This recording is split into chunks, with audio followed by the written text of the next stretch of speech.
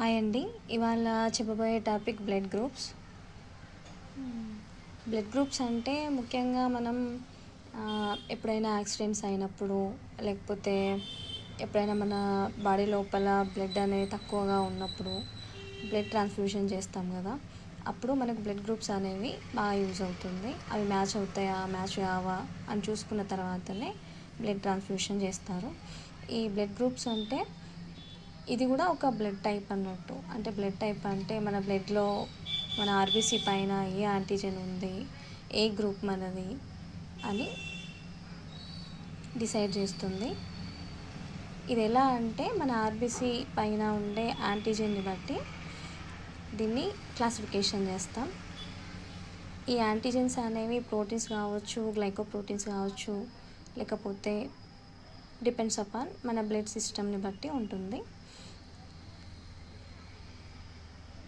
ఇది దేంట్లో అంటే బ్లడ్ ట్రాన్స్ఫ్యూషన్లో ముఖ్యంగా యూజ్ అవుతుంది. ఇవి మనలోనే కాకుండా హ్యూమన్స్లో కాకుండా రోడెంట్స్లో, చింపాంజీస్లో, గొరిల్లాస్లో కూడా ఈ ఏబిఓ బ్లడ్ టైప్ అనేది ఉంటుంది. ఇదేంటి అంటే దీన్ని ఎలా డిసైడ్ చేస్తారు అని అంటే మనకు యాంటీజెన్ యాంటీబాడీ రియాక్షన్స్ని బట్టి డిటర్మైన్ చేస్తాం.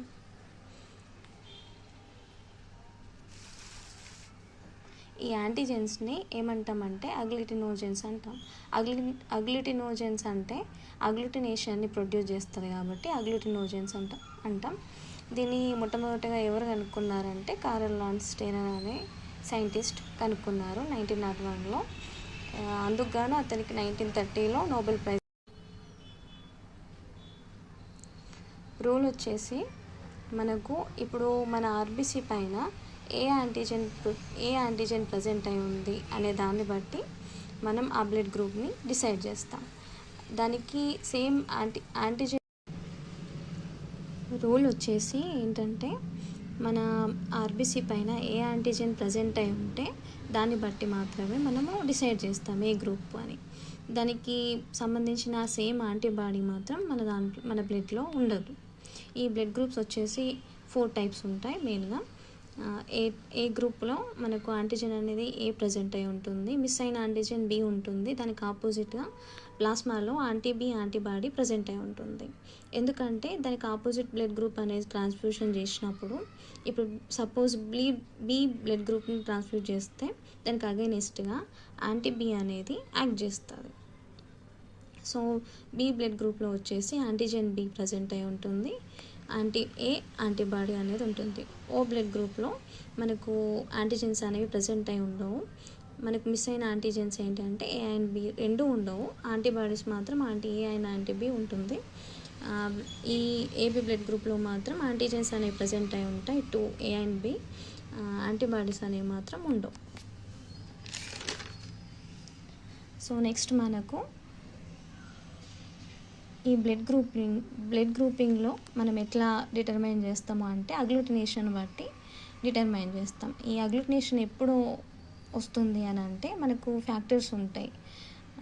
ఇప్పుడు agglutination occurs if an antigen is mixed with its corresponding antibody which is called isoagglutinin. So that is occurs when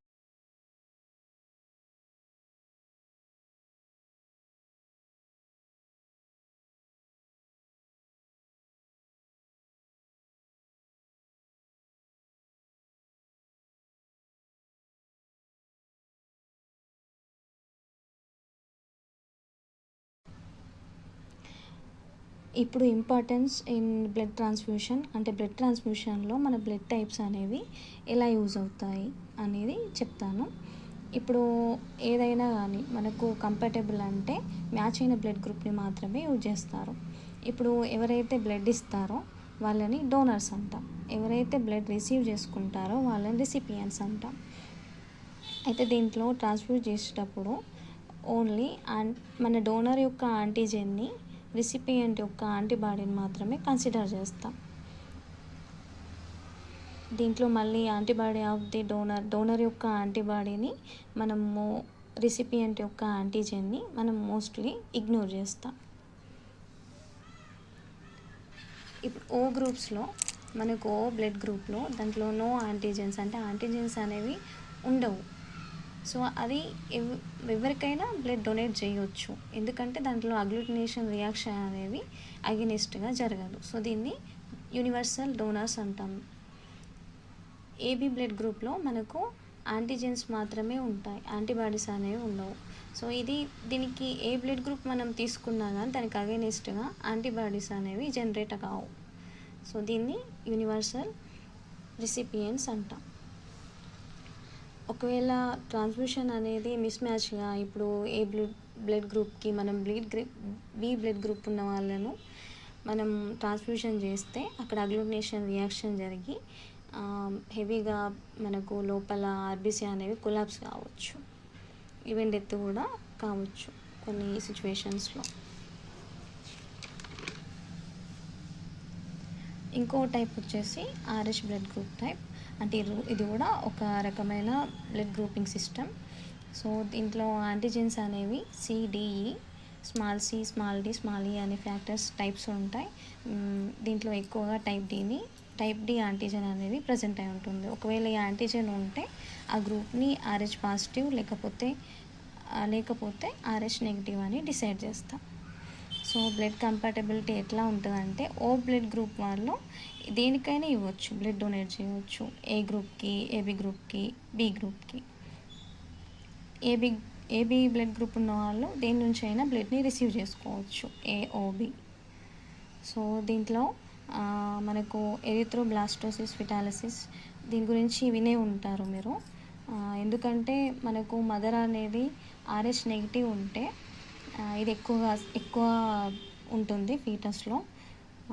మనకు మదర్ అనేది ఆర్హెచ్ నెగిటివ్, ఫాదర్ అనేది ఆర్హెచ్ పాజిటివ్ ఉంటే దీంట్లో ఉండి మనకు ఇప్పుడు ఫీటస్ అంటే పుట్టపోయే బిడ్డకు ఒక ఆర్హెచ్ పాజిటివ్ అనే జీన్ అనేది ఇన్హెరిట్ అయిందనుకోండి, యాంటీజెన్ అనేది, అప్పుడు మనకు మదర్ నెగిటివ్ కాబట్టి దానికి ఆపోజిట్గా యాంటీబాడీస్ని ప్రొడ్యూస్ చేసి ఉంటుంది. సో దీంట్లో వచ్చేసి ఏమవుతుందంటే ఫస్ట్ డెలివరీ అప్పుడు ప్రాబ్లం ఏం అవ్వదు. ఒకవేళ పాప ఆర్హెచ్ పాజిటివ్ అయినా కానీ మన దాంట్లో దానికి సంబంధించిన యాంటీబాడీస్ అనేవి ప్రొడ్యూస్ అయి ఉంటాయి.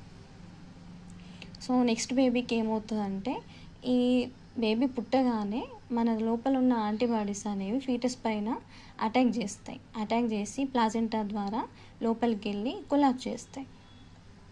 సో దీంట్లో మనకు ఈ ఆర్బీసీని ఫాగోసైటోసిస్ లేకపోతే అగ్లూటినేషన్ చేసి డెత్ కూడా జరగవచ్చు. ఈ బేబీలో ఏమవుతుంది అంటే డిఫికల్ట్ ఇన్ బ్రీతింగ్, ఎనిమియా అంటే పేల్ అపియరెన్స్, మనకు లివర్ కూడా, స్ప్లీన్ కూడా కొంచెం ఎన్లార్జ్మెంట్ అనేది జరుగుతుంది. ఓకే, ఇది అర్థమైతే లేకపోతే ఏమైనా డౌట్స్ ఉన్నా కానీ కామెంట్ చేయండి. Thank you.